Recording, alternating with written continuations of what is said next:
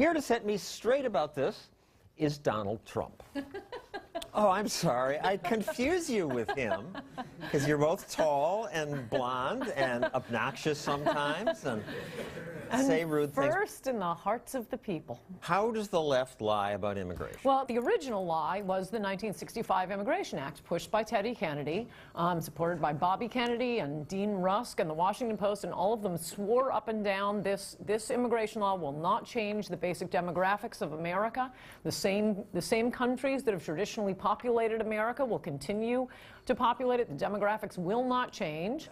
That turned out to be a massive, enormous lie, but now if anyone calls them on it, it's racist. Clearly the demographics changed, but not that much. Oh, yes, that much. From the beginning of America until 1970, the country was always about 80 to 90% white, 10 to 20% black. That's what America was.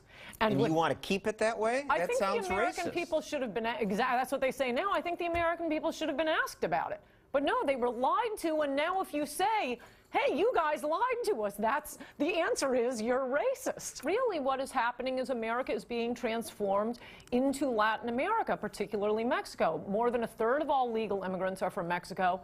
At least 60, 70% of illegal immigrants are from Mexico. Can you ask the American people, hey, would you guys prefer to be living in Mexico? Let's change our country. No country in world history has transformed itself into another country like this, and it was done without checking with the American people and, in fact, directly, specifically, knowingly lying to the American people. How many of you agree with her on this?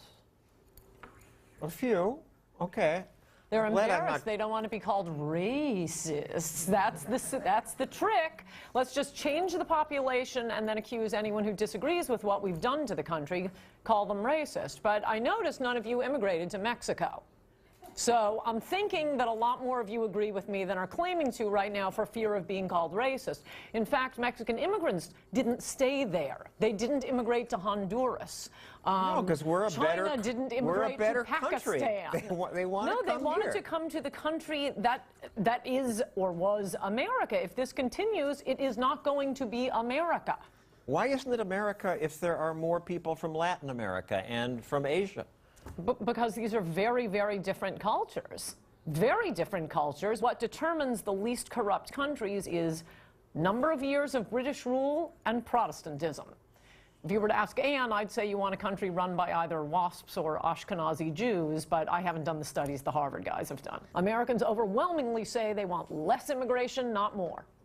And what's the problem? Switzerland, Australia, they have twice as many immigrants per capita as we have. Switzerland, you have to be there 3 generations before you can become a citizen. I think that's a fine idea. 27% of the country is made up of immigrants. It's 13% in the United States. I'm confident they are not taking more immigrants from Nigeria than England as America is. Since you bring up Nigeria... I don't believe the stat you're about to give. That Nigerians are more likely to work than native-born Americans? Nigerians who come here? Yeah, no, higher percentage? Allegedly also from higher Ghana? Educated. Twice. No, I've gotten too many requests to contribute to the Nigerian prince or fill out a credit card to believe any of their statistics. That's a scam. That's different from actual Nigerians coming here. Where do you think this comes from? It's self-reports. They are not twice as likely to get a college degree as Americans. I don't believe it. I do not believe it. I think she's a lot smarter than presidential candidate Lindsey Graham, but when it comes to immigration, I think she's wrong and Graham is right. I think most are hardworking people that come from poor and corrupt countries to make a better life. They are, and that's a good thing. So what? Good for them. Very admirable. Is it good for America? On balance, I would say yes. Well, that's the question that should be asked, not that they're hardworking or admirable people. Not that you have all the answers, but what do you think? Are they on balance good for America? This is so not a question to be polling people on. Hands up? Yes? No? Okay, now you're annoying me even more than the polls do. All we ever hear is diversity is a strength, diversity is strength. We're a nation of immigrants. These are lies. You never get to hear the other side. Look, 70%, more than 70% of illegal immigrants are accepting government assistance. That's not true. It's absolutely true. So maybe before polling people, you should have the facts. If they're not eligible for food stamps. Yes, they are. They're eligible for all kinds of government assistance. You're completely wrong. For some, their children get educated. They get hospital emergency room treatment. And I think you're wrong about food stamps, and they get health care. They often get housing assistance. They don't get welfare. They don't get Section 8 housing. No, they don't get one form of welfare. People who are poor and coming from dysfunctional cultures, from corrupt cultures, who are used to being bossed around, are not going to be, working harder than Americans and less likely to accept government assistance. And they are driving down low-wage workers. Income inequality is through the roof. They aren't taking your job. They're probably not taking any of your jobs, but they are taking jobs of people at the bottom of the income ladder, and they're our fellow Americans. Doing jobs Americans often don't want to do.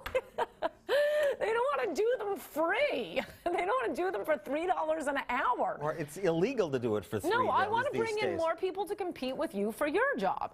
No, but that's not what oh, no, that's not what happens. That's not our immigration policy. So you can be macho and say that, but that's not what's happening. Fair criticism, but when you talk about the contribution, this is from the CBO. More immigrants would lower the deficit. And that's nonsense. They pay into the Social Security system, but they often don't take it out, especially if they're illegal. Yes. The National Research Council, the typical immigrant imposes a net fiscal cost of $3,000. That's what you're talking about.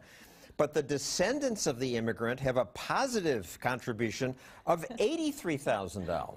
No. This is absolutely ludicrous. The National Research Council, they're smarter than you. No, they aren't. They're liars. They're bigger liars. But what about all the stuff we gain? I mean, Google, IKEA, YouTube, bicycles, blow dryers, basketball, football, shopping malls. We used to get the creme de la creme. That isn't our immigration policy anymore. Now it's bring in cheap labor to drive down the poorest Americans' wages and block vote for the Democrats, which is working like a charm for both those groups. And the other ones you mentioned, these are the same groups that are mentioned over and over again. Okay, we got one from Russia, a few from Germany, and a few from Britain. If that's what we want, then let's get that. Let's not be bringing in 1 million immigrants from Mexico every year. Where is the Mexican Google? How about the computer programmer from India? Yeah, that turns out to be another scam, this H-1B visa. They aren't inventing some great companies. They aren't starting Netscape. What they're doing is standard computer programming work. The reason they are desirable... That's useful. That's great. No, what is useful is to the employer, they can't switch jobs. They are indentured servants, something this country got rid of 100 years ago. I think we should let more people in legally, and there'd be less sneaking in. Well, but it depends who you're letting in. People who want to work. No. You can't play both ways here. Already the rules are stacked. When we're talking about how fabulous the immigrants are, suddenly I hear about Google and PayPal. But now when we're talking about admitting them, you want the guy to do your landscaping. Fine, admit the ones who are going to come in. You're saying things that Americans just don't say in polite company. Well, yes, and I'm glad you mentioned that. Because the reason Americans are sensitive and your audience are such scaredy cats of being called racist, sorry, but you are you? The reason we are sensitive to the race issue is because of how black Americans were treated. It's because of the legacy of slavery and Jim Crow, both by Democrats, I might add. Someone who's never set foot in this country, we don't owe anything to. Black Americans have a very specific history and rights and privileges in this country because of what they have been through.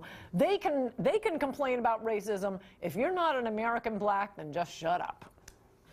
I say we have a good life here, and we can bring more people in from everywhere. As long as they compete with you.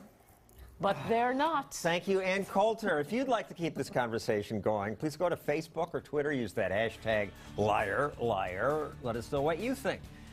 Up next, how the woman who's most likely to become our next president lies all the time and gets away with it.